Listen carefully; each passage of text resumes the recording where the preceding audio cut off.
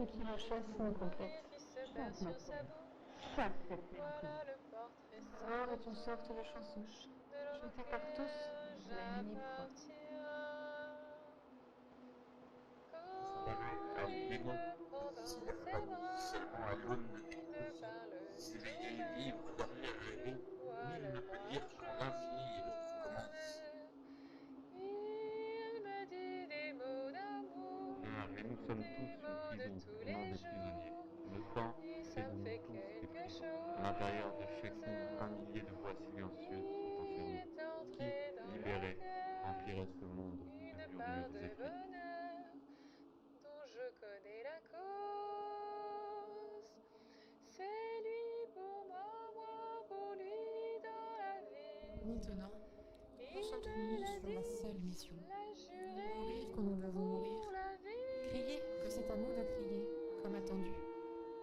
Aller dans ces lieux les plus sombres et Et dire dès au que festin de je la raison, l'aperçois, assez, j'ai alors eu je mon sens compte. en moi De ton mon premier miaulement, cœur plus jamais qui souffle, un roi observe. Les yeux vides comme une sépulture, nouvelle. Hey Abby, what you reading? I don't know. I found it at the bookstore. L'expression aussi indifférente que le temps. Des nuits d'amour à plus finir. Regarde alors, Un grand au relais des bonheur qui projecteurs de prend lune, sa place. les visages Les remettés et ennuis, les émerveillés. chagrins Pourquoi s'effacent. ici? Pourquoi maintenant? Heureux. Pour qu'ils ressentent la joie de connaître l'intention de l'auteur et la certitude de trouver dans une sortie Il bien me méritée. prend dans ses bras. Il me parle tout bas. Je vois le roi en Les yeux tournés vers jaune. l'intérieur, dans l'obscurité. Il me Les dit des spectres mots regardent nos d'amour, ombres danser. des mots Ma de sœur, tous les je jours. crains que nous soyons que Et des ça me jouets fait entre les mains d'un quelque monstre. Ne dit-il chose. pas? Il est entré dans mon cœur une part de bonheur dont je Rompons, connais comme la j'inverse l'arc. La flèche retourne cause. depuis ta mort, C'est à toucher lui encore une pour fois sur une corde moi, tendue pour que lui les hommes dans la appellent cruelle. vie. Il me l'a dit, l'a juré pour la vie.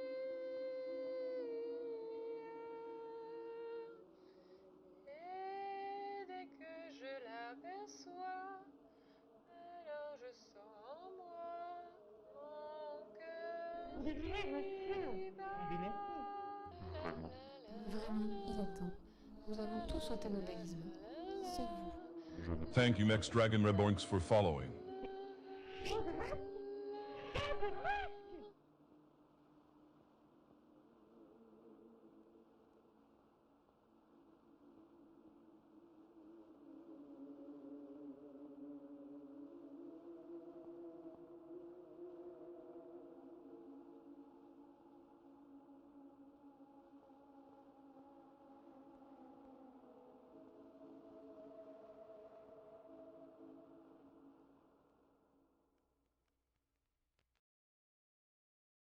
Welcome, friends. Welcome to Impossible Landscapes. Now, as you know, we spent all last stream building characters and creating a device in which to tell a story. I think it's important to remember, in a story like this one, everything you see is a clue. Don't take anything for granted, viewers. Who knows what's waiting around that corner?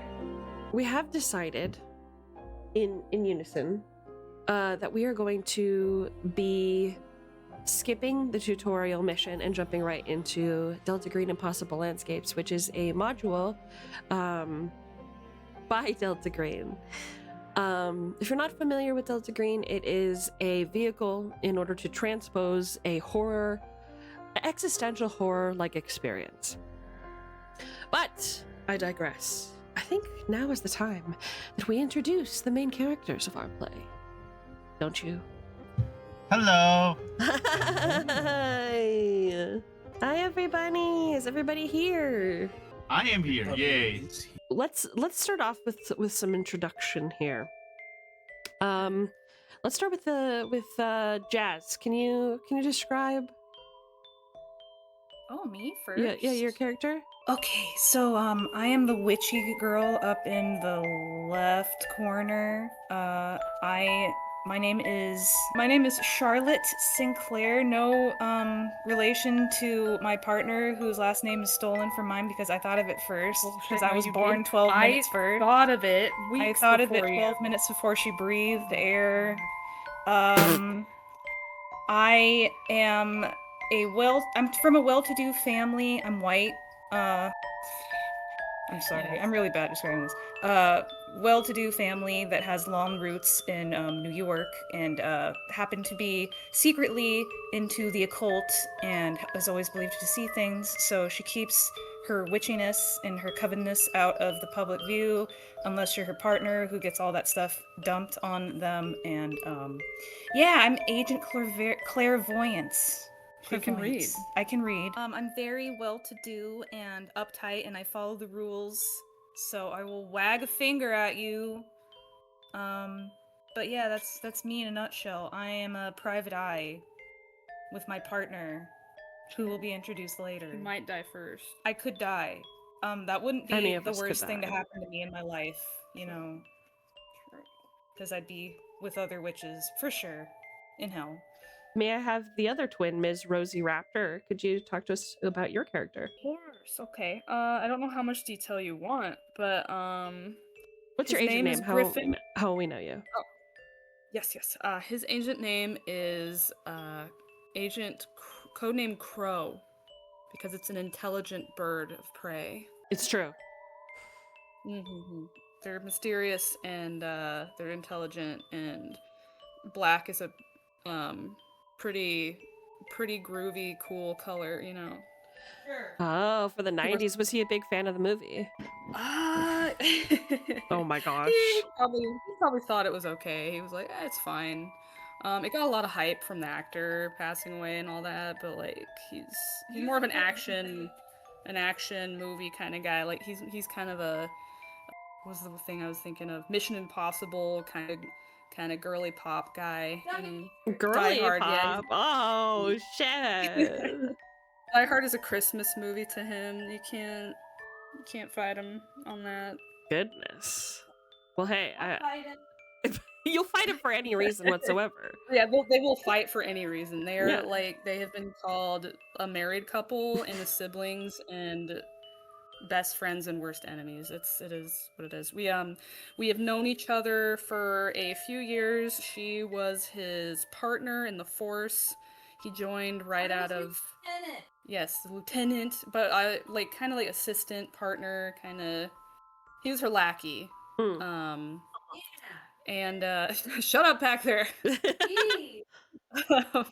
He is very stubborn and he has a very strong sense of justice because his mother was killed by a supernatural creature when he was young and he saw it happen. And he does not want anything like this to happen to anyone else on either the dying side or the family side of the dying. He butted heads with authority because the police are very lawful good, and he's more of a like chaotic good. I'll break some kneecaps to get answers kind of guy. Okay. He wears sunglasses a lot because he's got eye bags because he's got insomnia and he's got depression and Just say you're Wolfwood. Do you know what I'm saying? Just say it. Oh no, no, I'm not cool enough. I'm not cool enough to be Wolfwood. Okay, I'm not cool enough. Carries a crucifix. It's actually a giant gun. Whatever. We got it. No. Did you hear Jess cool screeching in the background? I love that.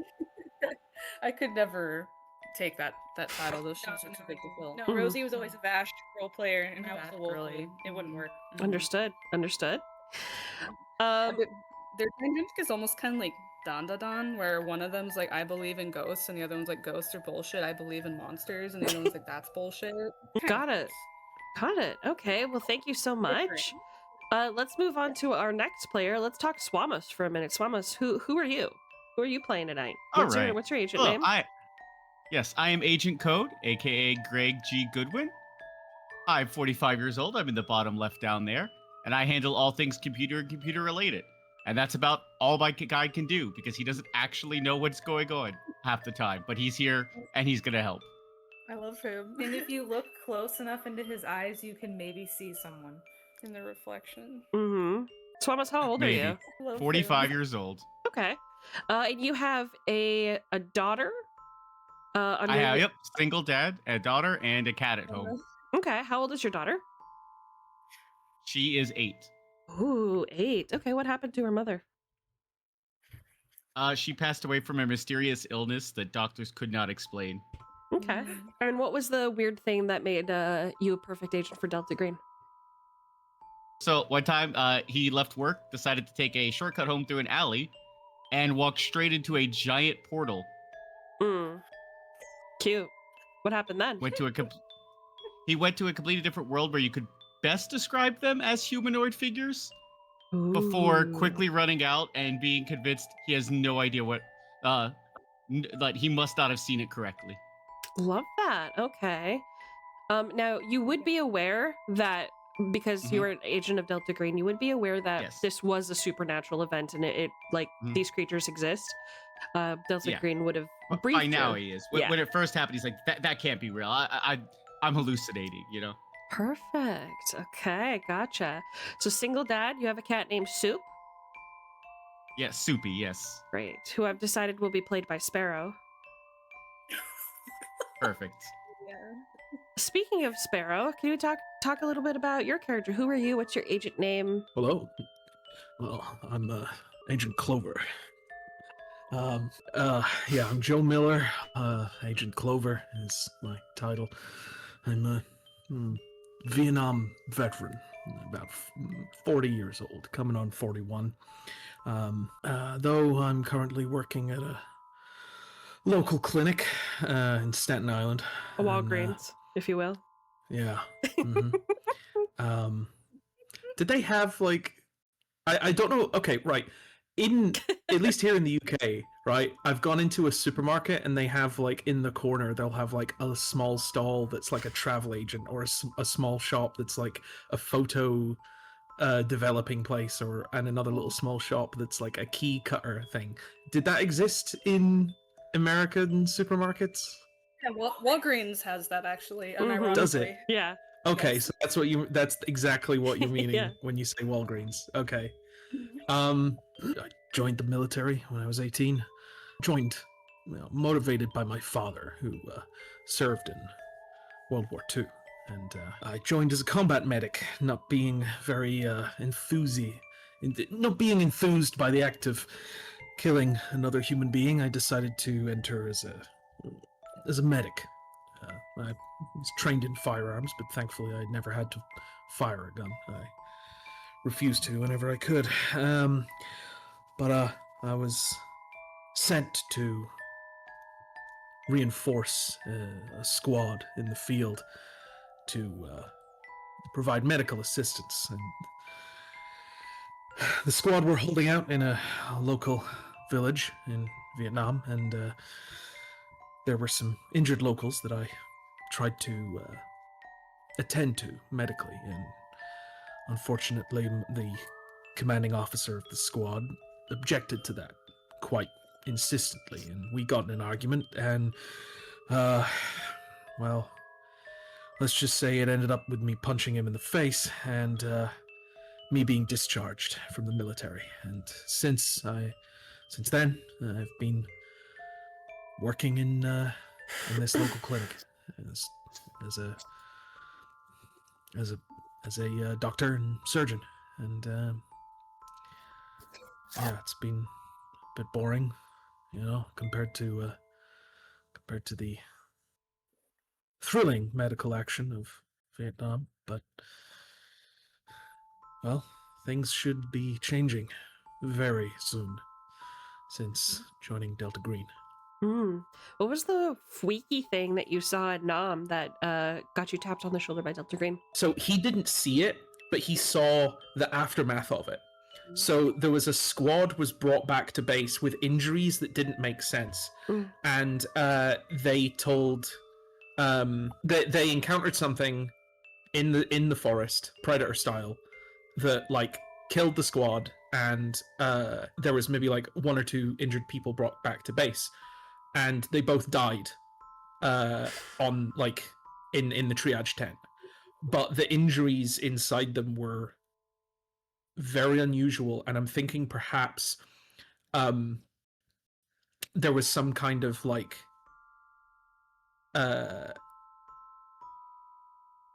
parasite left inside them or something. Oh, love a good parasite. Yeah, there was something moving inside their corpse, like perhaps, you know, the injuries made their... They were all becoming skinny queens, and they had to cut you open to figure out why. Like, why are their waists so snatched? Like, what do we have to do? I get it. Like, say no more. And of course, last but not certainly least, Bebe. Who are you? What is your agent name? And what was the weird thing that you experienced that got you the friendly status with Delta Green? I'm Mercury Fine, known as Agent Calypso. My weird thing was while I was on the field, I happened to be with my assistant and my cameraman when we witnessed a very strange occurrence happening in the world. We didn't get a capture on camera because apparently, you know, strange things only being caught on camera for some reason. So true, Queen.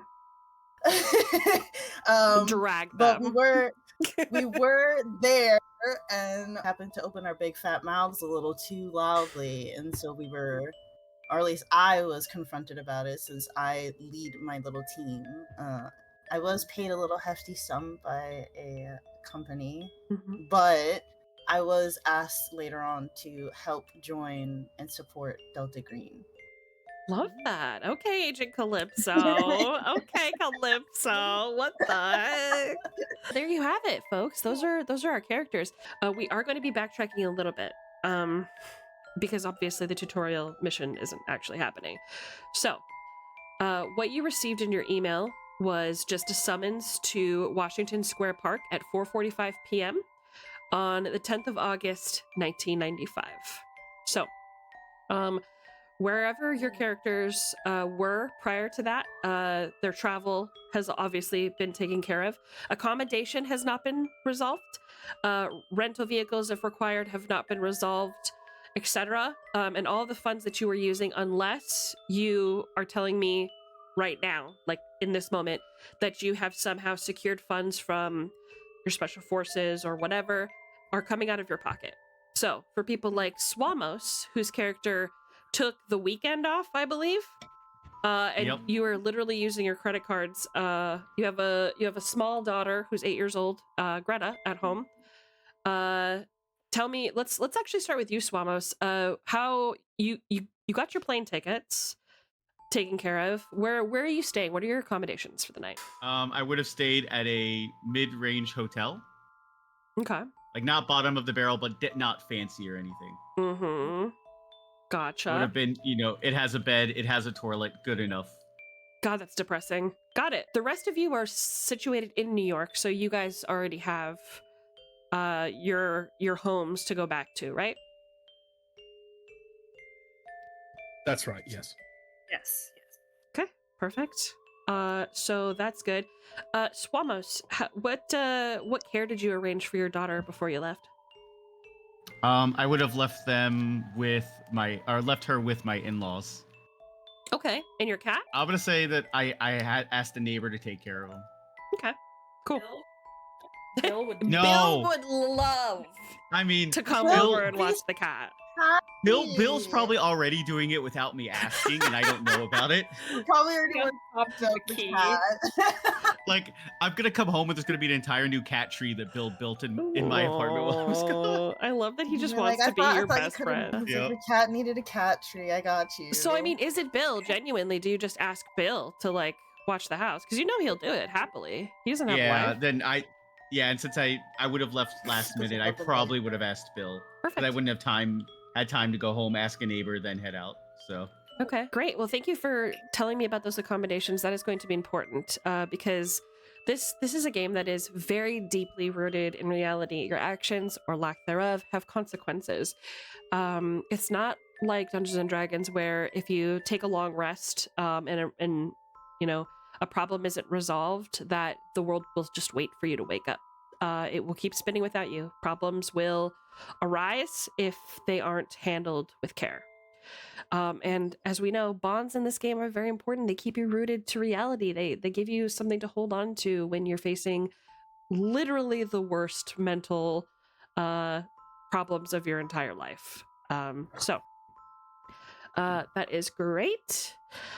So we are going to pan the camera towards Washington Square Park. It is approximately 4:45 p.m. on the 10th of August, 1995. Through various means, some of you may have received a courier letter indicating the return of a lost wallet, or maybe even just a phone call from like a secretary of some kind indicating some sort of pre-planned meetup that didn't exist before, etc. You understand that Delta Green is summoning you to an operation. When you arrive at the park, you find that it's filled with almost like a festival that you hadn't anticipated. A lot of people to navigate through. It's filled with musicians, clowns, jugglers, lots of little kids getting their face painted or getting balloon animals. Hundreds, of course, of tourists who are surprised and elated to find New York as colorful and wonderful and fantastic as they always dreamed or seen in the movies. And you spot your contact, which is Agent Marcus. Just smiling, waving, and motioning all of you towards him as he just kind of stands with a what is it called? The white cups. The what's that material called? Styrofoam. Styrofoam cup. He has a styrofoam cup full of some unknown dark liquid, and he just kind of glances all around him. He seems like kind of a nervous guy. Can I have you guys roll for me? I got a 12. Okay. I got a 10. I got an 8. I got a 14. Oh. What the heck? Why are my odds so whatever? Would I have permission to roll my physical dice? Do you trust me? No. Or shall I use Google? Okay, all right then. You don't get special accommodation just because you have a big butt and you're handsome. You have to roll like everybody else. Fast. God Wait, damn it. if that doesn't get you a special accommodation, then what does? No, nothing. I mean, if anybody here was gonna get fat ass cutie pie bonuses, it was gonna be Bebe. So if you think you're gonna stand in front of her in line, that's crazy to me. So you got a 10, we have an 11, and you have a 14 and a 12. Perfect. And then Bebe has the 8. Okay, so number 14, you arrive and meet Agent Marcus first. And he goes, "Hey, how's it going?" And he just kind of looks behind you, like he's nervous. He has a visible couple of sweat droplets on his face. It's not a particularly hot day. It's summer, August in New York, but it's the 90s, so it's not that bad. But he just looks a little nervous. I speed walk up to him and I grab him lightly by the collar and say, "You fool, what are you doing in such a crowded area? Why are we being called here? This is supposed to be top secret. What are you thinking?" Damn. His eyes kind of widen and he looks at you a little shaken. You spill a little bit of his drink on his sleeve and he's like, "God damn it." He kind of brushes your hands out of his collar and kind of like a get away from me kind of way. And he looks at you and he's like, "I'm your supervisor for this mission. Relax." Were you followed at all? Well, my my partner is behind me, but I assume there was a mistake with our last names. Last names? It happens to be the same thing. Well, don't tell me. I don't want to know. I don't need to know. Doesn't matter. What's your agent name? Agent Clairvoyance. Clairvoyance. Great. Agent Clairvoyance. Okay. We'll just wait for the others here. And he's kind of looking over your shoulder, he seems very nervous. And that's when your partner scoops up behind you, I'm assuming. Parking the bike. You couldn't wait 5 minutes? You don't understand. This is a huge, huge thing that we're doing out here. And look at all the people around. Don't make a scene. I'm not making a scene. I could have easily done this to anyone and they'd just be like, oh, it's New York. I kind of get in front of her a little bit and shake the guy's hand and say, Agent Crow. Good to meet you. Good to meet you. You notice that his hand is a little clammy. You're not really sure why. But he wiping on my pants a little bit. You're not sure if it's sweat or if it's some unknown substance that he's clearly spilled all over his cup. Fine. I worked with criminals and people in interrogation rooms. It's all good. Body fluids, yes. He has a great smile. Let me actually show you a picture of. Would you look at that? There he is, Agent Marcus. Very friendly looking guy. He's got a round, friendly face, nice big smile, dark colored eyes, your classic 90s square glasses on the tip of his nose. Wearing like a blue windbreaker over just a plain white t-shirt, a gray, well-loved leather jacket. He seems very friendly from afar, but the closer you get, the more nervous he seems. And like you said, it's New York, so even though he was just physically accosted by your partner for some reason, he just kind of shrugs it off, and nobody's really looking at him. They're all having too much fun, honestly. You know, kids watching. Huh? What was that? Par for the course here. Yeah. So, but he's like, hey, nice to meet you. Is it just you two traveling together, or did you tell anyone that some? Oh, hell no. You didn't. Okay, Hell no. good. We just so happened to both get the call and somehow also work together. So. Right. No, that makes sense. Great. I guess we'll just wait for the others. And hey, check this out. And he kind of like his nervousness kind of dissipates as he points out the festival. He's like, check it out. What do you think? It's crazy, huh? What are they celebrating out here? Who knows? Anything. Probably because it's a nice day and there hasn't been.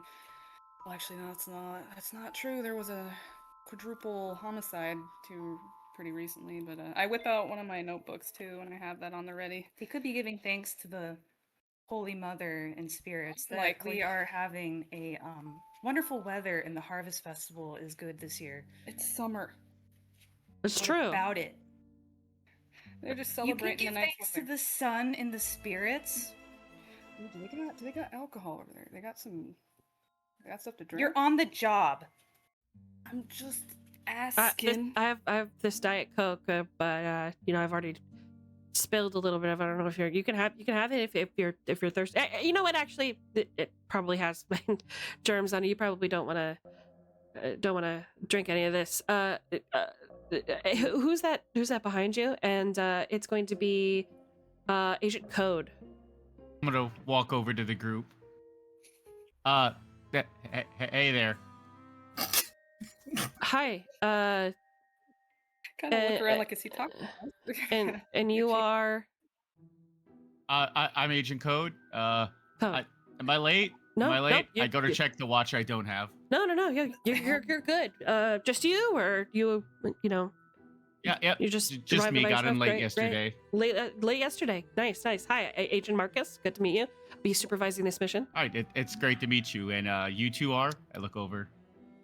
This is Agent Crow, and this is Agent Claire. Clairvoyance. Clairvoyance. That's right. The voices speak to me on the winds. Don't mind her. She's very high strung. Don't mind him. He's a drunk. I am not a drunk. Okay, we got It's just beer. Is that such a crime? Very nice to meet you, Mr. Code. Your name sounds very dignified.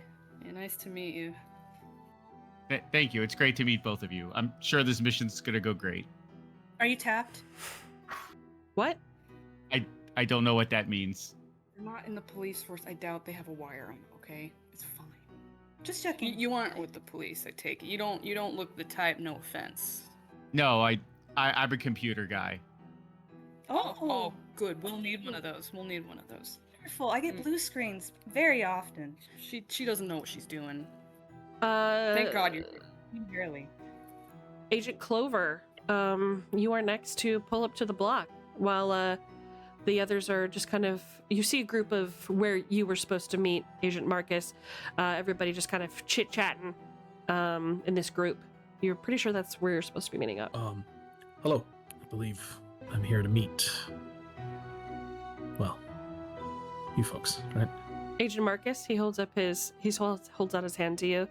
He's a half empty cup, just kind of trembling in his other hand in a nervous way. He formally grabs Marcus's hand and shakes. Agent Clover. Agent Clover, good to meet you. Good to meet you. Or just you, or are you alone? Yes, just me. Good to meet you. Pleasure to meet the rest of you. Pleasure. Nods. Charm. I'm Agent Marcus. I'm your mission supervisor. Sorry, just so many loud noises over here. Check this out, Washington Square Arch. He just kind of like points at the landmark, and he's just kind of like, like laughing to himself awkwardly, like he's not really sure. He's expecting one more person, so he's not really sure like what to say. Like, it's good to meet you guys. The mood. Yeah. You seem very nervous. Is there something that you should be nervous about, or We work for. Nervous. It's just, whenever these things come up, it's just, it's a weird time, and it's like, how much are we really supposed to have a good time? Yeah, it's just weird stuff. All this stuff. We'll get into it. You know what I'm saying? Like, we'll talk about it. We're expecting one more agent here. Sure. Yes, we shall figure it out. Baby, how do you pull up? That's what I'm expecting. I was gonna say I come in holding a in coffee. a limo. In heels. Give her a minute. Oh my god, you're right. I am in heels. Oh, I'm so pretty. Love that you're walking out in the park in heels. You're like Louis Vuittons digging into the grass, making golf ball-sized holes.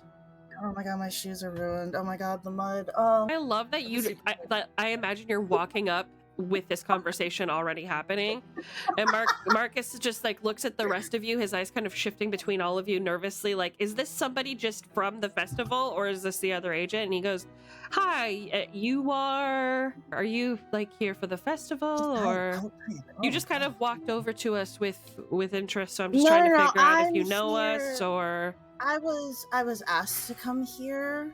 I'm assuming you're all here for the same reason. If we're giving names, the only one I can offer is that I am Agent Calypso. Otherwise, sure, yeah, no, I'm here for the festival and probably a good coffee or Pepsi or something. Agent Calypso. Glad you're here. We been waiting on bated breath to see you. You wore heels, very very brave to. Lovely heels. Thank you. Oh my god.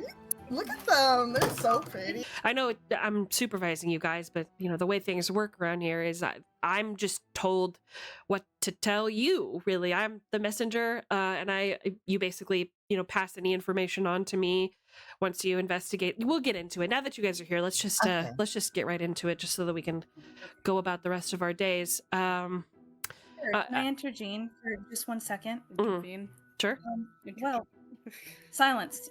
Should we go somewhere more quiet or away from this crowd? It's making it like we're talking of such a dire situation out where there are children playing, possibly.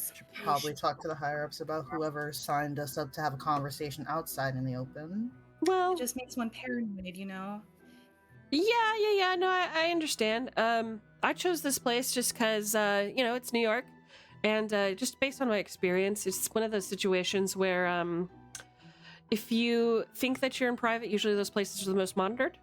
But in a public place like this, where there's so much noise, so much people, we're a part of the crowd, but we're separate from it, and no one's really listening. Got kind of a point. Sure, you might have a point, but also my partner has a very bad temper problem, and with other people shoving into him, he might lose himself, and he is armed. So I suggest we go somewhere quieter. Armed and dangerous? Oh my god. I'm gonna make this super easy for you. I don't need to know really anything that you don't want to tell me. I'm just here to pass along a package, so you guys can go wherever you want after this. Give the box. Let me just give you the information. You guys can go about your day. You are a group, so you are required to stay together, all that kind of stuff. let me fill you in on this operation here. So he hands you a package under evidence. In that package, you will notice. So that one wasn't me. You will notice that all of you have been given FBI badges. Oh shit! I look so professional. If you are, Of course, mine has their bills. if you have current like police officer like status, you guys aren't still police officers, you're private investigators now, right? Yes. Perfect. I'm going to show chat what I sent you guys. And those are just for you. Those are just like gifts as a way of saying thank you. You can print them out and put them in a lanyard if you want to feel like you're really role-playing or whatever. But let me put this. I made these IDs for our agents. You guys are not necessarily part of the FBI. Your cover is FBI. So you will not be able to pull resources from the actual FBI. You are able to convince people who are not in the FBI that you are FBI. Does that make sense? Yeah. We used to get inside. Yes. Men in black these people. Flash them a light if they forget too much. So here's my job. Here's an example of the FBI agent ID that I provided for Agent Code. He says, I expect all of you will be using your special agent names and only your special agent names. So take these lanyards. You will need to wear them at all times when interacting with the public or the crime scene. Please note that you don't have any of the resources of the FBI. None of you are connected to law enforcement, so you have not been deputized. So there is that. Inside the package, in addition to their IDs, you see... chat, I hope you can read that. Players, can you all read that? Federal Bureau of Investigation, New York Field Office, case file reference redacted. 95217 redacted. Classification confidential. Eyes only. Date August 10th, 1995. From the New York Field Office to Director FBI Headquarters, Washington, D.C. CC Behavioral Science Unit, New York City Joint Task Force on Missing Persons, on the subject of Wright Abigail Laura missing person potential, federal interest background. Abigail Laura Wright, Caucasian female, age 26, date of birth 22nd January 1969. A professional fine artist residing at 810 East 32nd Street, apartment 1A. Manhattan, reported missing June 4th, 1995 by her father, Thomas Wright, who is a Nassau County Police Department officer aged 50. Wright had no prior criminal record aside from a single mugging complaint filed in 1994, which was unsolved. Actually, before I do anything else, I'm going to put this piece of evidence in our evidence file so that you guys can read it along with me. Nice. Or if you're probably Rosie, I'm going to give it to you so you can print it out and put it on your clues wall. Oh, thank you, Queen. No problem. Where is it? Where did I put this nasty thing? No, but for real. Oh, here it is. There you go. Feel free to open that up and investigate it at your leisure. It is loading. So yes, at the scene, aside from the mugging, there's which was unsolved, nothing else has been nothing else in her background suggested that she was under any sort of duress or she had any sort of criminal background. Her education and employment history is exemplary. She exhibited at the Mercury Gallery, which is, you know, those of you who actually, does anybody here have art specifically dealing with paintings or any sort of like art background? No, I do. Okay, Bebe, and I think actually Sparrow. Yes, I have dabbled in a little bit of figure drawing. Okay, great. In my spare time, I figure draw. Great. So as a way to practice anatomy. I will say both of you are kind of aware of this. Mercury Gallery is kind of a big deal. It's like where big artists hope that they will get their art presented so that they can sell their work for big numbers. She has exhibited there twice, it seems like, and that means that her work was sold as well. When they arrived at the scene, which was her apartment, they had to force entry to the residence. The interior conditions were described as abnormal and deliberately altered. There were objects of varied origin, both artificial limbs, but also clothing, papers, and in multiple different languages. There were small electronics kind of affixed to walls and ceilings with low-grade epoxy. There weren't any signs of a struggle, no forced removal, so this isn't a kidnapping situation. And there was no biological evidence, which means there weren't hair follicles or genetic material, as they say with certain cases, identified. So there was no abuse or any sort of like blood or anything at the scene. Everything looked as normal as an abnormal apartment of this variety could possibly be. As far as items of interest, they recovered among the debris one sheet of paper bearing a non-standard symbol rendered in gold ink. They are not sure about the relevance, but they elevated the review, which means they saw this symbol, went, I have no idea what the fuck this is, but I'm going to send it to someone higher because it looks like it could be important to this case. Mhm. At the present, the motive and disposition of the subject remain unknown. Scene secured under joint New York Police Department and FBI hold pending additional forensic assessment. Further guidance requested from headquarters behavioral and analytical divisions. Recommended control entry by qualified investigative unit. Hey, that's you.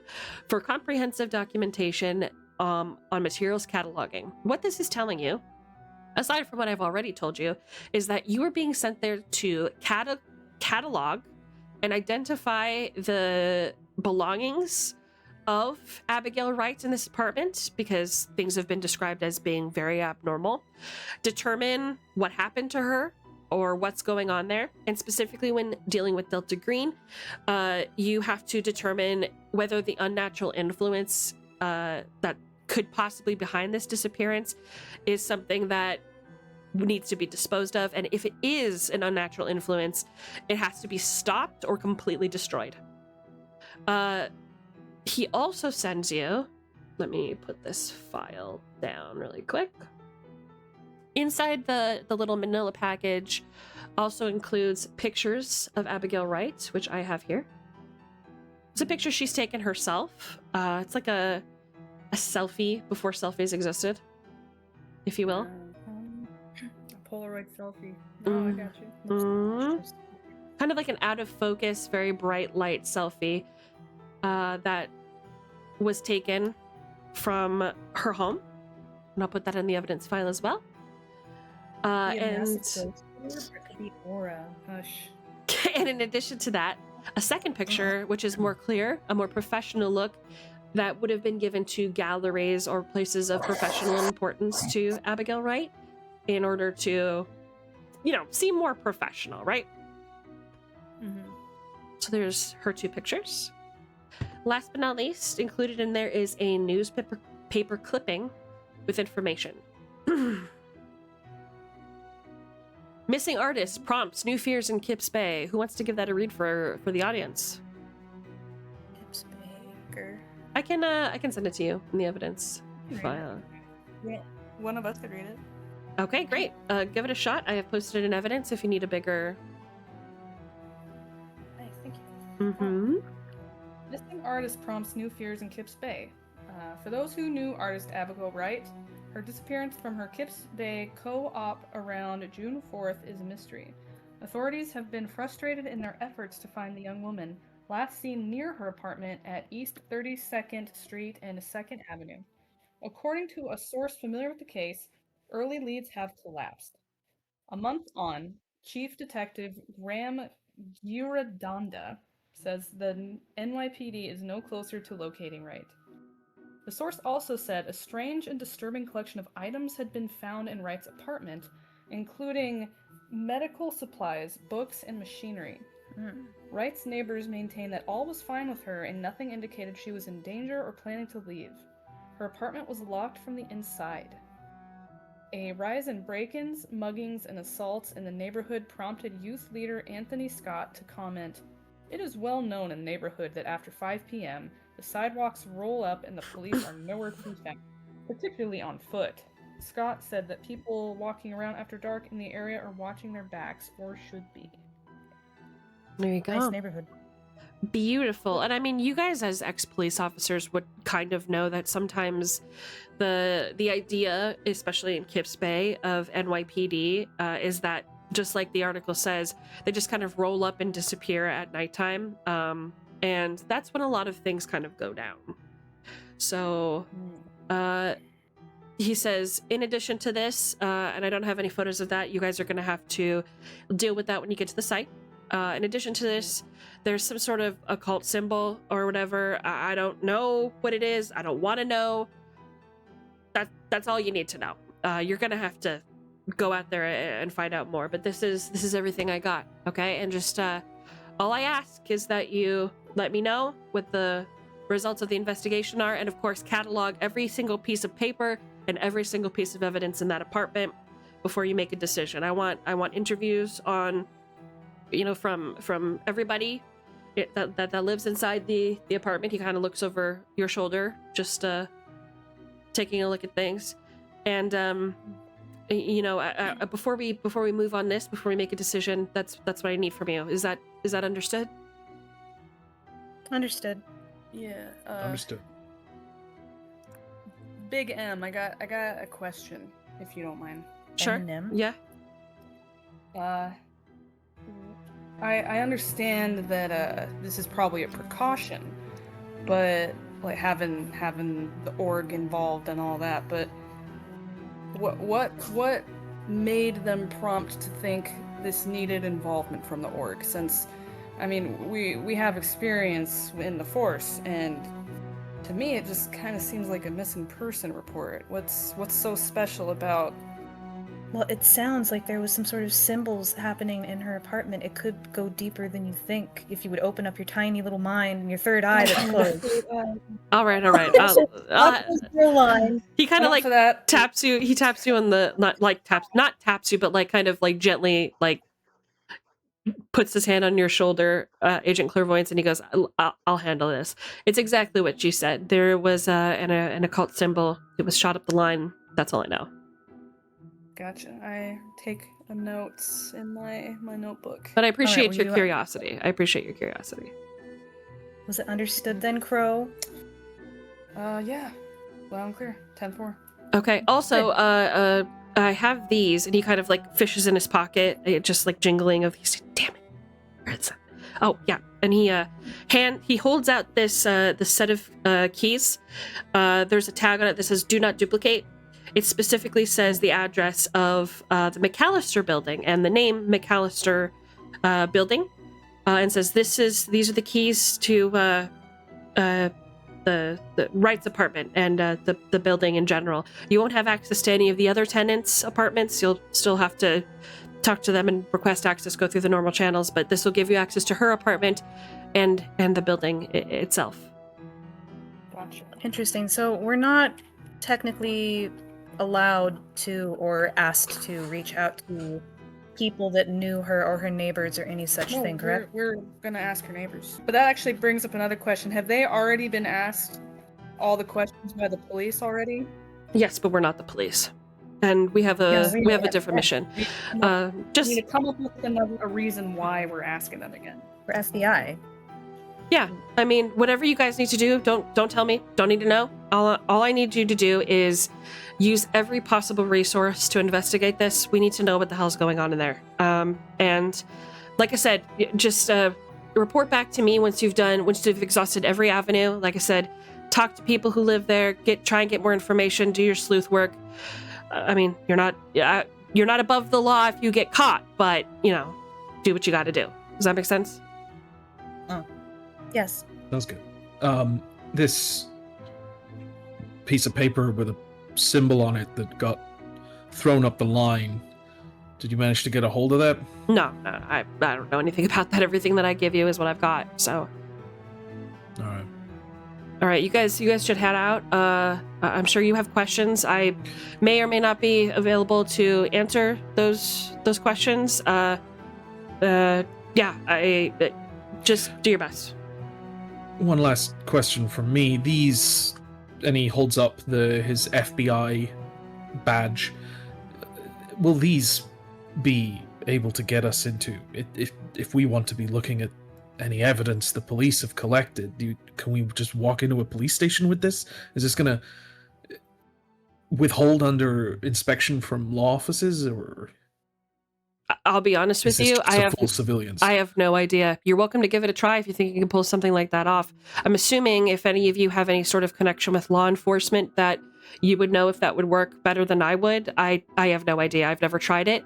But I'm assuming, based on this situation, that this would probably work on civilians at the very, very least.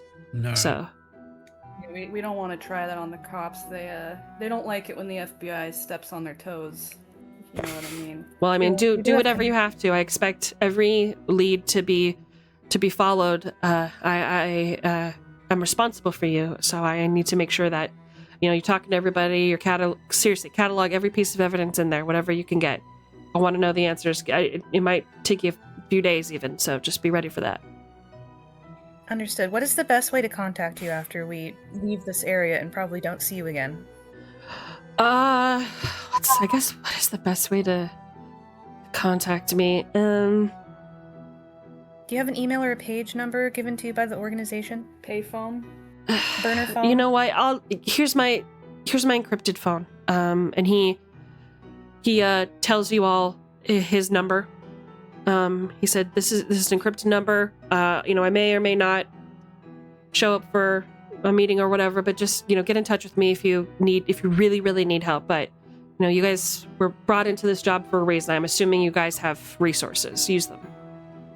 Understood. Thank you. All right. All right. Well, I guess I'll.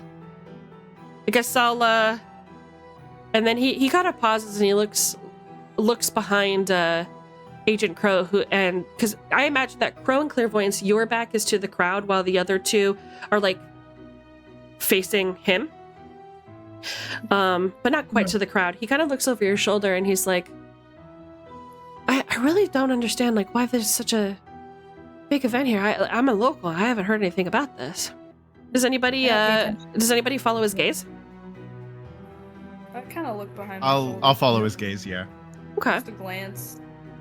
As you kind of look at what he's looking at, you're just kind of drawn in by kind of the absurdity and chaos of the crowd, just kind of all having this great time on this warm afternoon in August in the middle of this park, and you both notice that the hum and drum of the audience has died a little bit, and you notice in the center of this crowd, where people are actively watching, is a dancing clown in this filled park filled with tourists. Onlookers are just kind of gathered and looking in this open area. The small clown person dances to this strange looping, kind of like a dirge. Just this relentless drum playing. It's just from this scratchy, old-looking record player. It's probably a few decades old. The clown appears to be almost childlike in size, and in this coverall emblazoned with these bold geometric shapes filled with various colors, wearing a clown mask that covers the entire head. The masked face has a smile exposing these rectangular teeth, and its eyes are just black celts. It dances in this open stage in these precise movements to the music, and drags this ribbon-covered paper dragon through the air, just elegantly dancing. It looks almost as if the dragon is dancing along behind him, or them, I should say. The paper dragon draws a very specific pattern in the air. And for any agents who are watching this, can you make an intelligence roll. Yeah, be intelligent. Code should be goated at that. So for all of you who have forgotten about how to roll, you're going to roll a D100. And what I'm looking for is your intelligence score times 5 to succeed. How does the math work on that? So your intelligence score times, you just roll a D100, and then whatever your intelligence is, times that by 5. And you need that number or less in order to succeed. So you put the numbers together? Yeah, so what's your intelligence score? Mine is 15, but times by 5, it's 75. Perfect. So you're looking for 75 or less to... Okay. Damn. I'm a very smart doctor. So smart, Doctor. You would have to know. Anybody else looking, or is just Sparrow? Oh, wait, no, baby, you said that you're going to roll for it, right? Oh, I wanted to ask because the site that I'm using does have a D100. Roll it, baby girl. Mm-hmm. Okay. I got a 33. Okay, great. You succeed. Okay. I got a 2, so. Okay, so you did great. Damn. Yep. Okay, so I'm so used to low numbers being a failure that I'm like, I think I Yeah, failed. I rolled a 2 and I was like, oh, I'm super dumb. Yeah. No, period. Okay. Okay, very good, baby. All right, so you guys are able to memorize its shape. So that you kind of know this, and it feels like this is an intentional movement. There's something inside you that says the way that this clown is moving feels intentional. Feels like it's trying to tell the audience something that they don't understand. And just based on your background and knowing that there's weird shit going on in this world right now, you kind of keep track of that symbol in your mind. Gotcha. You can choose to draw it if you like, but for now you are just enamored by the beautiful attempt of creating art in the sky weaved by this beautiful, adorable little clown dancing in the crowd. And as you're watching the dragon, your eyes just kind of drift over the crowd, and when you try to spot the clown again, it's gone. Draw the symbol, just because it feels kind of off. Okay, you draw the symbol? Yeah. Great. I am going to show you the symbol that you draw. The only thing my character would ask if I actually looked, does that child have a license to be performing? Oh, God. You're so fun at parties, you know that? That's crazy. It's in the book. It's hard to read for most people. Here you go. This is the symbol that you draw. And I need you to make a sanity roll. Shit. Wait. Hold on a second. She's actually drawing it. Doodling. Love that. Our first sanity roll of the game. How exciting! Somebody's losing their damn mind for real. Of course, it's the one with the temper. What do I roll? Great question. To roll sanity, it is you need to roll a D100, and you need to roll your score or less to succeed. You just got? No. Okay. I rolled. Okay, let me screenshot it. Why is it high? My great Argus, we love losing sanity. 48. And my sanity is 55. Great. Okay. You now have a copy of this symbol. You fold it away into your pocketbook. And there you have it. Very unnerving. It is unnerving. It's a little weird, right? Yeah. So.